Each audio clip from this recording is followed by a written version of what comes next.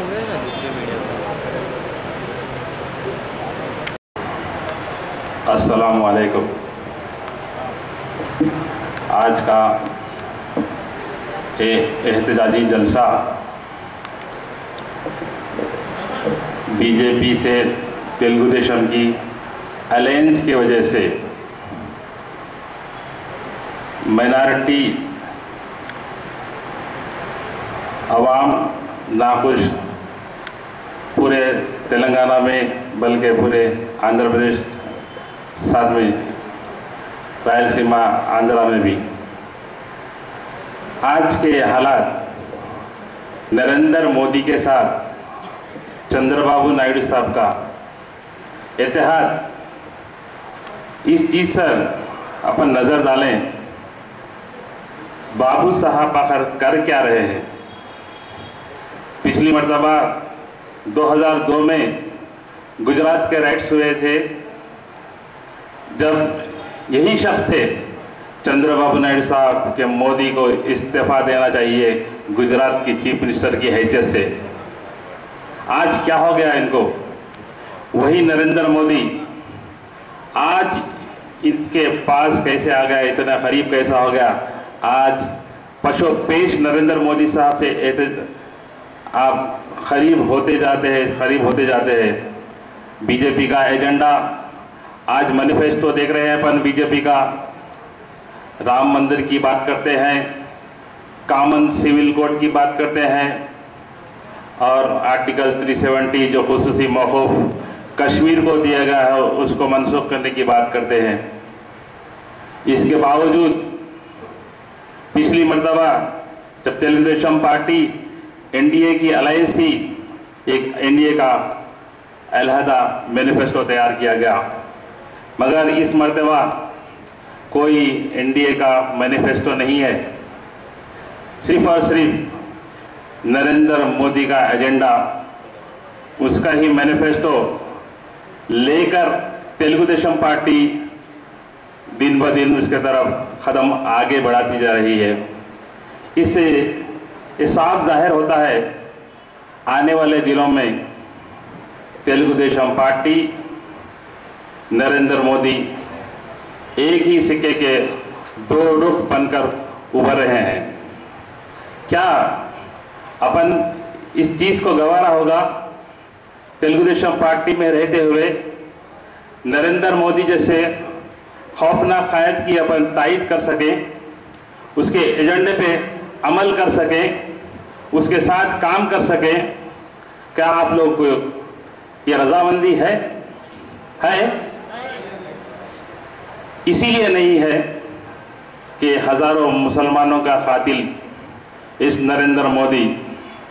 आप लोग को शायद नहीं मालूम, 2002 के राइट्स जब शुरू हुए थे गोधरा में, मैं वाहिद शख्स था जब शुरू हुए तीसरे दिन गुजरात के अंदर बड़ौदा तक पहुंचा था।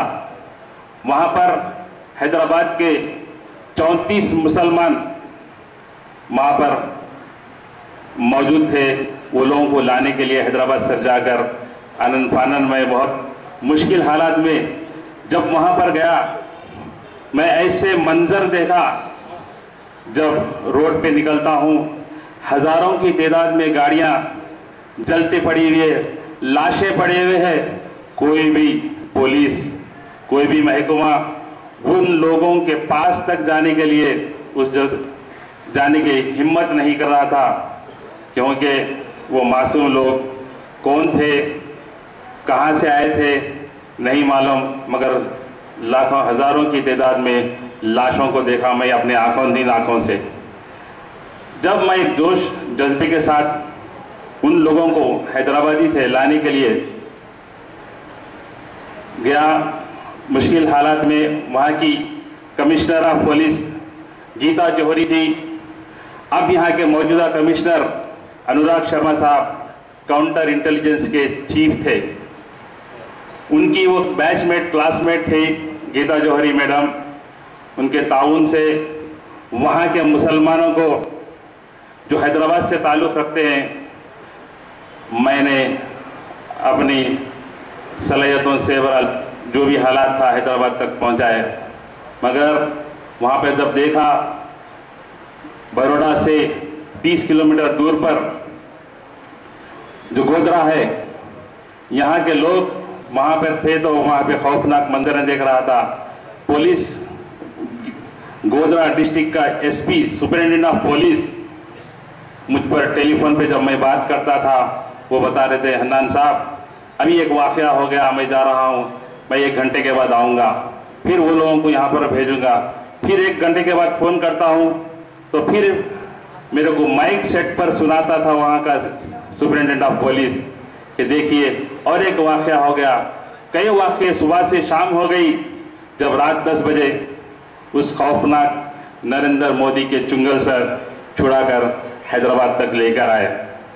ऐसे वाक़यात में अपनी आंखों देखी, आप लोगों तक सुना रहा हूँ।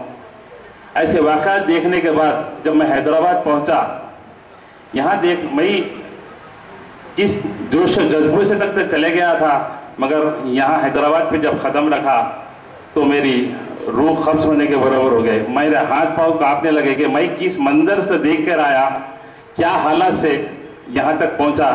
वहाँ रहे तक मेरे को हिम्मत, अल्लाह की ज़ात से उम्मीद थी, मेरी ज़िंदगी और मौत तो अल्लाह के हाथ में है, मगर वहाँ तक गया वो लोगों को तो यहाँ तक ला सका। मगर यहाँ आने के बाद जब सोचा कि वहाँ पे क्या हालात से गुजर रहे हैं लोग, इंसानियत का कैसे क़त्ल आम हो रहा है, ऐसे हालात में ऐसी जगह पर मैं जाके आने के बाद सोचा इस नरेंद्र मोदी किस किस्म का खौफनाक आदमी है जो लोगों की इंसानियत के कातिलों का एक बर्बा कर दिया। ऐसे हालात में जब तेलुगु देशम पार्टी, तब तक तो हम लोगों ने एक इजलास बुलाया था, उसमें बाबू साहब को इनवाइट किया गया। 12 बार उन्होंने कहा कि मेरी बहुत बड़ी गलती है बीजेपी से अलायंस किया, दोबारा ऐसी कभी गलती नहीं होगी। मुझे अफसोस है इस बात का कि मैंने बीजेपी से अलायंस किया था। मगर आज 2014 के इलेक्शन आते हैं, वही बाबू साहब इस बीजेपी से दोस्ती का हाथ बढ़ाते हैं और अलायंस का ऐलान करते हैं। इस तेलुगु देशम में बीजेपी के अलायंस के बाद में इस तेलंगाना हल्के में 119 हल्के हैं। इस 19 हल्कों में करीब 20% तक मुसलमान हैं, बाकी के कई 50-50 तक जो है दलित है और बीसीस है। मुसलमानों की तादाद के हिसाब से कम बाबू साहब को एमएलए का टिकट देना चाहिए था। क्या दिया बाबू साहब ने? हल्के मलकपेट, जहाँ पे हिंदू मुस्लिम आबादी तकरीबन बराबर है, 50-50% है, उस हल्के में एक मुसलमान नुमाइंदे को टिकट नहीं दिया गया। वैसी जीतने वाली सीट मुसलमान कैंडिडेट को बीजेपी के सुपुर्द किया गया। इससे साफ जाहिर होता है कि बीजेपी तेलुगु देशम के ऊपर कितना गलबा पा चुकी है। वैसे ही एक टिकट पूरे तेलंगाना में एक निर्मल में दिया गया, एक बहादुरपुरे पे दिया गया, एक चारमीनार पे दिया गया। पर बाबू साहब का ये वादा था 15 सीट मैं मुसलमानों को दूंगा, 100 फीट मैं बीसीस को दूंगा। क्यों भाई? एक मुसलमान हिंदू जो भी है नुमाइंदे को वोट डाल सकता है, क्या हिंदू मुसलमान को वोट नहीं डाल सकता? ये अपना मौक़िफ़ किस तरफ जा रहा है? ये सेकुलर नाम से जमातें क्या काम कर रही है? आहिस्ता आहिस्ता आहिस्ता मुसलमानों की क़यादत को दफन किया जा रहा है।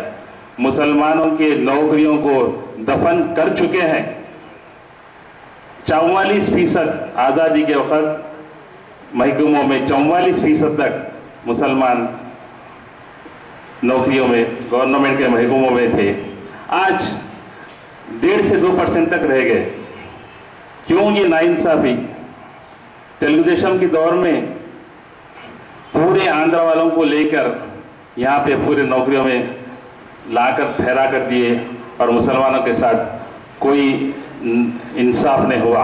हर जगह मुसलमानों के साथ नाइंसाफ़ी हो रही है। मैं आप लोगों से चाहता हूँ कि मुसलमान पहले आप लोगों में लीडरशिप क्वालिटीज़ को बढ़ाइए। जो कौम में लीडरशिप नहीं रहती वो कौम दफन हो जाती। भाई बीसी का तेलुगु देशम पार्टी में बीसी सेल कायम हुई, एससी सेल कायम हुई, तमाम सेल कायम हुए, मगर माइनॉरिटी सेल कायम नहीं हुई। क्योंकि आने वाले हालात में हमने पूछा चंद्रबाबू नायडू साहब से, क्यों भाई माइनॉरिटी सेल क्यों नहीं कायम कर रहे, मुसलमानों का कन्वेंशन क्यों नहीं कर रहे, मुसलमान लोगों से आप बीजेपी से अलायंस कर रहे हैं, तो मुसलमान क्या वजह से आप अलायंस कर रहे हैं, हमको ये बताइए। आप मुसलमानों की एक मीटिंग रखवाइए ताकि हम लोग इसमें डिस्कस करें। आप किन मुसलमानों को पूछा आपने? आप प्रेस कॉन्फ्रेंस करते हैं, एक मुसलमान आपके बाजू नहीं। एक मरहूम लालजान पाशा साहब थे, कुछ ना कुछ चुनो चंद्रबाबू नायडू साहब से पूछते थे कि भाई क्या मुसलमानों से क्या हुआ, भाई इनका ये क्या करे, उनको टिकट नहीं दिए, ये नहीं दिए। वो पापीचारा मरहूम शहीद लालजान पाशा का जैसा इंतकाल हुआ, बाकी के मुसलमानों का भी आहिस्ता आहिस्ता आहिस्ता से पुता दफन करते जा चले गए। क्यों कि आने वाले दिनों में चंद्रबाबू नायडू साहब ये कह चुके थे कि बीजेपी से अलायंस होने वाला है। लिहाजा मुसलमानों को अगर टिकट देंगे तो बीजेपी वालों को ये समझाने से कासिर रहेंगे कि भाई ये टिकट इनको क्यों दिए, उनको क्यों दिए। ये कंप्लीट एक आरएसएस की मॉनिटरिंग में ये बीजेपी तेलुगु देशम अलायंस काम कर रहा है। नागपुर से डायरेक्ट नागपुर से मॉनिटरिंग हो रही है यहाँ के हैदराबाद के कॉन्स्टिट्यूशन के ऊपर। कैसा ऑर्गेनाइज वे में वोट डालना चाहिए, कैसा मुसलमान नुमाइंदों को हराना चाहिए, ये एक साजिश के तौर पर काम किया जा रहा है। लिहाजा तमाम भाइयों से जो यहाँ पर इस एहतजाजी जलसे में तशरीफ़ लाए हैं, मैं इन तमाम लोगों को बहुत बहुत शुक्रिया अदा करता हूँ ताकि आप इस एहतजाजी जलसे में शामिल होकर इस तेलुगु देशम बीजेपी के अलायंस को नकार दिया और अपना आगे लायलन तैयार करने के लिए हम अगली तमाम हमारे और भी कायदीन इस ताल्लुक़ से बात करेंगे। शोला बयान मुकर्रिर शहबाज अहमद खान है और मेरे साथी है। इन तमाम लोगों को भी अपना ख्यालात रखने का मौका चाहिए। लिहाजा मैं यहाँ पर इस तकरीर को ख़त्म करते हुए खुदा हाफिज़, अस्सलाम वालेकुम।